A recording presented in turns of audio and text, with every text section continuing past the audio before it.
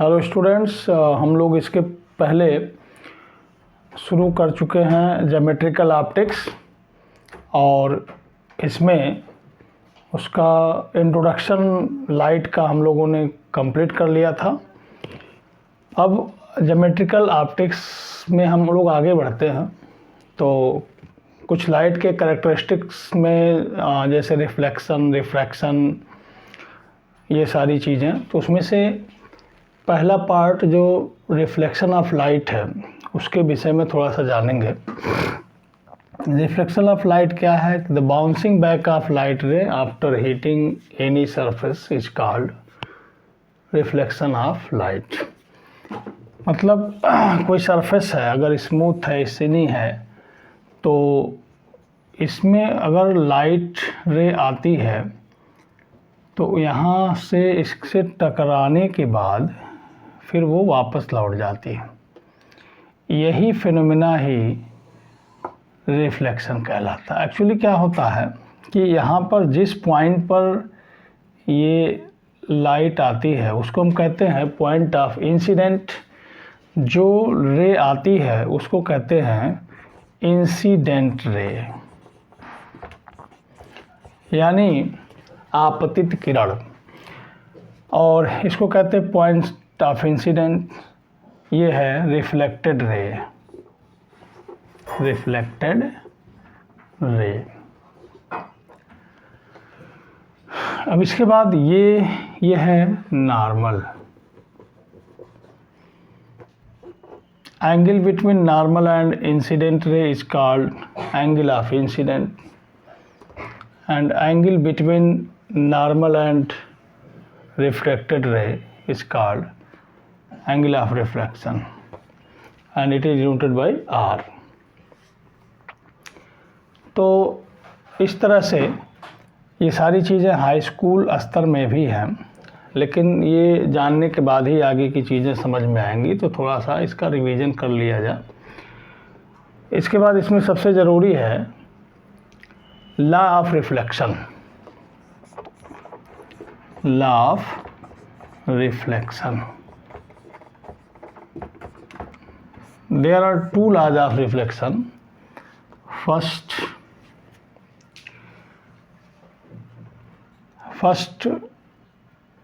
angle of in the phenomena of reflection, angle of incidence is equal to angle of reflection, that is I is equal to R। and second law, the incident ray, reflected ray and normal lie in same plane। आपतित किरण, परावर्तित किरण और आपतन बिंदु पर अभिलंब, ये सभी एक ही प्लेन में होते हैं, एक ही तल में होते हैं। ये है परावर्तन के नियम या लॉज ऑफ रिफ्लेक्शन। तो फिर से एक बार जान लें, there are two laws of reflection. According to first law, angle of reflection is equal to angle of incident is equal to angle of reflection, and second law states that the incident ray, reflected ray and normal lie in same plane। Clear? अब इसके बाद हम लोग आगे बढ़ जाते हैं। थोड़ा बहुत इसमें हम लोग देख लें रिफ्लेक्शन के एग्जाम्पल्स में। अगर हम लोग चाहें तो सबसे पहले समतल दर्पण की बात कर लेते हैं थोड़ा सा। Image formation in plane mirror, इसको हल्के ढंग से ही देखना है, थोड़ा सा एक आइडिया मिल जाता है। जैसे मान लो हमारे पास एक ऑब्जेक्ट यहाँ पे है, अब इसका इमेज कैसे प्लेन मिरर में बनेगा। यहाँ से कोई भी रे हम ले लेते हैं, ये यहाँ पे जाती है और ये होगी रिफ्लेक्ट, तो ये पॉइंट ऑफ इंसिडेंट हो गया। यहाँ से हमने एक नॉर्मल ड्रा कर दिया, ये हो गया नॉर्मल। अब ये हो गया एंगल ऑफ इंसिडेंट। तो जो रिफ्लेक्शन का नियम है, जब इसे होल्ड करेगा तो जितने एंगल पे ये रे आएगी उतने ही एंगल से फिर क्या होगी, वापस लौट जाएगी। अब अगर हम इसको ऐसे पीछे की तरफ बढ़ा लेते हैं ऐसे, और ये हो गया आपका प्रिंसिपल एक्सिस, इसको हम पीछे की ओर बढ़ाते हैं तो ये देखो यहाँ पे कट कर रहा है, तो ये रे यहाँ से आती हुई नज़र आएगी, तो हमारा जो ऑब्जेक्ट है उसका इमेज यहाँ पे बन जाता है। तो जो प्लेन मिरर से इमेज बनता है उसकी कुछ कैरेक्टरिस्टिक हैं जिसको जानना है कि जितने डिस्टेंस पर ऑब्जेक्ट होता है ठीक उतने ही डिस्टेंस पर इमेज भी बनता है। ऑब्जेक्ट की हाइट जितनी होती है उतनी ही इमेज की भी हाइट होती है। जो प्रतिबिंब बनता है वो सीधा ही बनता है, तो इमेजिनरी होता है, ये आपको ध्यान में रखना है। इसके बाद थोड़ा सा हम देख लेते हैं, हम लोग जो कर्व्ड मिरर हैं इनको देखा जाए अगर, तो एक क्या है कॉनकेव मिरर, तो ये हमने बना दिया कॉनकेव मिरर, ठीक है। अब इसमें भी कुछ कंडीशंस हम लोग देख लें इमेज फॉर्मेशन के। तो सबसे पहले कुछ बातों को जानना है। ये देखो इसका अगर हम इसको सेंटर ऑफ कर्वेचर मान लें तो कुछ यहाँ पर इसका फोकस हो जाता है। अब ये रेडियस ऑफ कर्वेचर है, distance between pole and center of curvature is called radius of curvature, and the distance between pole and focus is called focal length. The relation between focal length and radius of curvature is f is equal to r by 2 for any mirror, ठीक है, या for every mirror, clear.